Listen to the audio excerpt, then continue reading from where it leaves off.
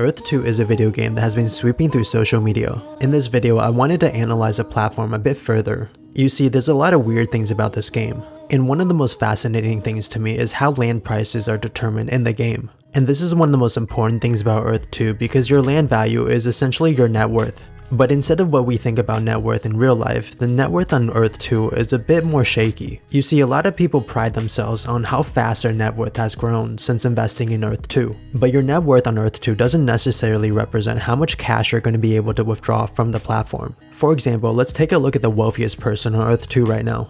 He currently has a net worth of $205,804. And the increase in property value represents about $136,636. This is pretty crazy because in the short amount of time that he's been invested into Earth 2, his portfolio has been able to increase by 197%.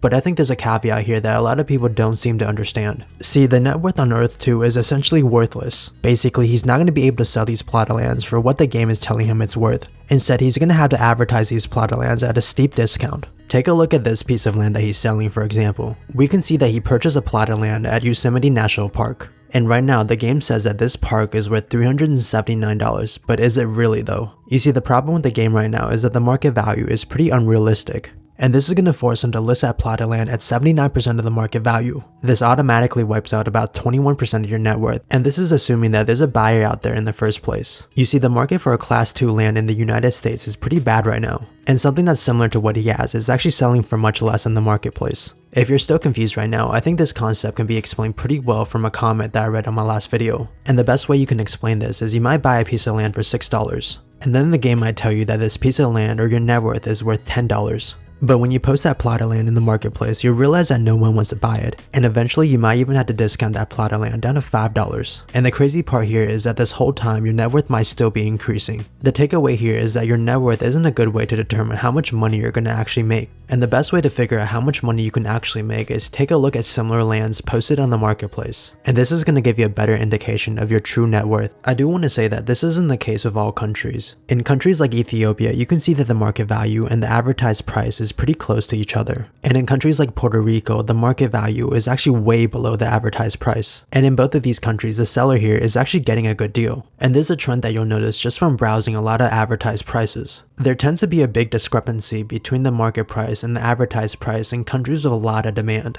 The US is actually the prime example, and there's actually a reason why this is. People much smarter than I have figured out the formula to determine what the price of land is. You can see the formula here, but the price of land in a given country is determined by the number of land sold in that country. This means that we can figure out the price of land almost anywhere, and we can try this formula out on the United States. The price per tile in the United States is about $42 right now. And if we plug that information into our formula, we can see that about 600,000 pieces of land have been sold in the US so far. And if we compare that information to what actually happened, we can see that it's pretty much identical. And the market price in the game is going to be determined by the total number of tiles sold in that country. And this is pretty important information because from this, we can determine land prices in the future. And we can see here that for the United States to reach a land price of $2,202, we need about 1 million buyers. And this might not sound like a lot since we already have around 600,000 buyers, but it is. The thing you have to remember is that the market price of land gets higher and higher as more people make a purchase. And the last 100,000 tiles before reaching 1 million tiles will cost around $150 million.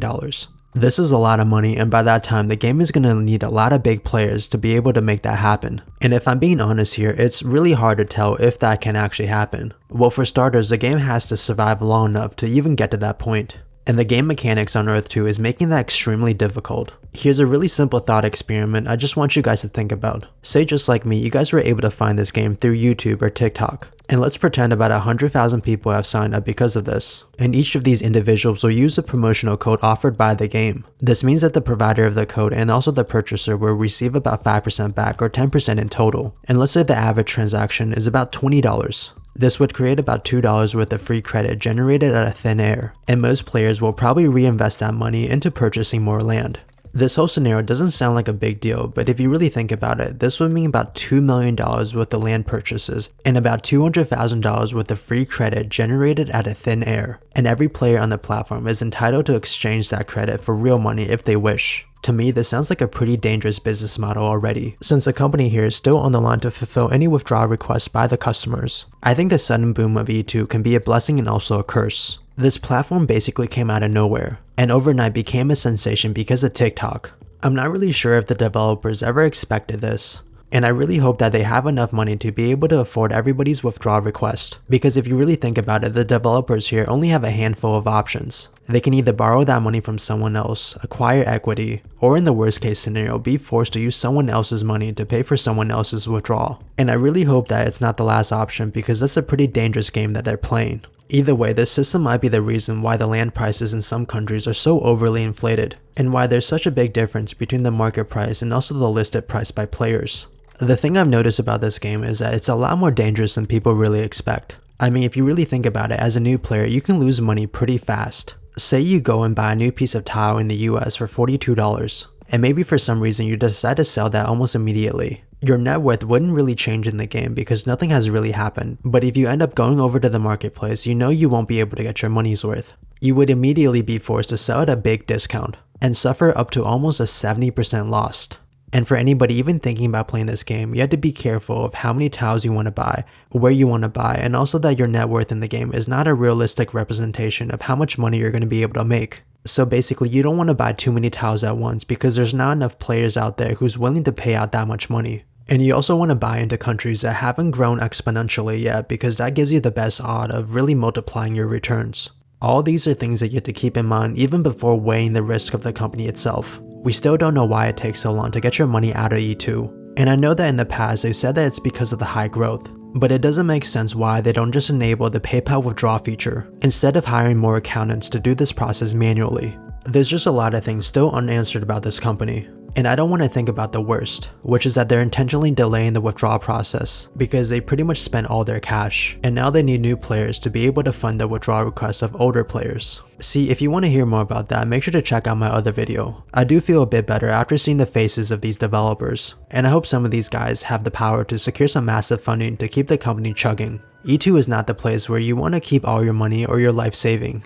If you can take anything from this video, invest as much as you're willing to lose, because the novelty of the game has really provided an opportunity for other scammers as well. For example, people have been getting their passwords stolen, and this probably happened because they were tricked into signing into a platform that wasn't really Earth 2. And one thing you guys really have to understand is that the growth of the game really depends on how much the game is really being promoted. We know that E2 needs a constant supply of new buyers to keep the game going, and many of these new players will purchase new tiles that keep the prices rising, and in return this will increase the net worth of players already in the game. I think Earth 2 is really a platform that went viral because of TikTok. We still don't know much about the platform since it only opened up back in November. Just remember that smaller platforms like this tend to be the riskiest. And I know that not all companies like this will be fraudulent, but all fraudulent companies have this setup. And the company needs to fix how money is being withdrawn from the platform, because that's a serious red flag for any real investor. No one should be forced to wait weeks to get their money out of E2. And it's great that we're able to put some faces behind the platform, but that doesn't make it 100% safe. You see, Quadriga was one of the biggest cryptocurrency frauds in Canada, and they used to host developer sessions all the time and even try to go IPO. And what ended up happening was that the founder was taking the money from customers and using it to trade Bitcoin, and he would lose millions of dollars before dying mysteriously in India. And one of the biggest signs of a Ponzi scheme before his death was that it took longer and longer for customers to get their money out. And this is why I always talk about the delayed withdrawal process on Earth 2,